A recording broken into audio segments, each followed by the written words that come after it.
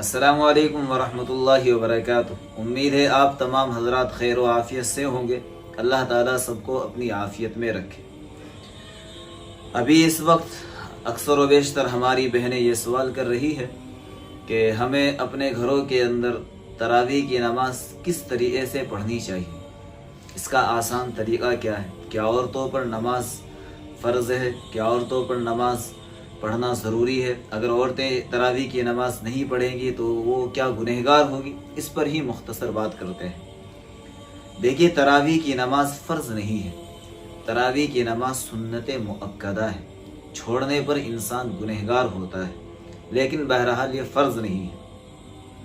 ایک بات تو یہ کلیئر ہوئی، اب یہاں سے نیت بھی نکل کر آ گئی۔ جب بھی تراویح کی نماز پڑھنے کا ارادہ ہو تو یہی نیت کرے کہ میں ایک سنت مؤکدہ پڑھنے جا رہی ہوں یا پڑھنے جا رہا ہوں۔ دوسری چیز یہ ہے کہ خواتین یعنی ہماری مائیں اور بہنیں اپنے تراویح کو کس طریقے سے ادا کریں گی۔ دیکھیے، عورتوں کے لیے مسجد میں آ کر تراویح کی نماز ادا کرنا ذرا مشکل کام ہے، لہٰذا ان کے لیے ایک آسان ترتیب اور آسان طریقہ یہ ہے کہ وہ اپنے گھروں میں رہ کر، اور یہ بات یاد رکھے، عورتوں پر تراویح کی نماز معاف نہیں ہے، اگر وہ نہیں پڑھیں گی تو گنہگار ہوں گی، اللہ کو اس کا جواب دینا پڑے گا۔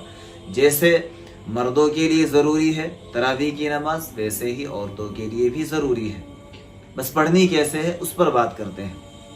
عورتوں کو اپنے گھروں میں رہ کر جتنا بھی قرآن یاد ہو، مان لیجئے کسی عورت کو آخر کی 10 صورتیں یاد ہیں علم ترا سے، تو یہی 10 صورتیں پوری 20 رکعت میں پڑھتی رہے، علم ترا سے شروع کرے اور سورہ ناس کے آخر تک جائے۔ پہلی 10 رکعت کے اندر یہ ہو جائیں گی، پھر اگلی 10 رکعت کے اندر واپس پھر یہیں سے شروع کرے۔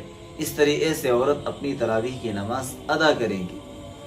اور جہاں سے بھی قرآن، اگر یہ 10 صورتیں یاد نہ ہو تو 2 صورتیں بھی اگر یاد ہو تو 20 کی 20 رکعت میں وہی 2 صورتیں پڑھتی چلی جائے۔ مان لیجیے کسی عورت کو صرف والعصر اور انا اعطینا یاد ہے تو کوئی مسئلہ نہیں، پوری 20 رکعت کے اندر والعصری یعنی پوری صورت، اسی طریقے سے انا اعطینا پوری صورت، یہ 2 صورتیں پڑھتی چلی جائے۔ لیکن یاد رکھے، جس طریقے سے مردوں کے لیے تراویح کی نماز ضروری ہے، چھوڑنے پر گنہگار ہوں گے، ایسے ہی عورتوں کے لیے بھی تراویح کی نماز ضروری ہے، معاف نہیں ہے، اگر چھوڑیں گی تو گنہگار ہوں گی۔ لہٰذا گھروں میں رہ کر تراویح کی نمازوں کا اہتمام کرے، زیادہ وقت اللہ کو دے۔ رمضان کا مبارک اور مقدس مہینہ خود کو ہر چیز سے فارغ کر کے اللہ کے حوالے کرنا ہوتا ہے، لہٰذا اس مہینے کے اندر ہر طرح کے بہانوں سے بچے اور زیادہ سے زیادہ اپنا وقت عبادات میں لگائیں۔ اللہ تعالیٰ عمل کی توفیق عطا فرمائے۔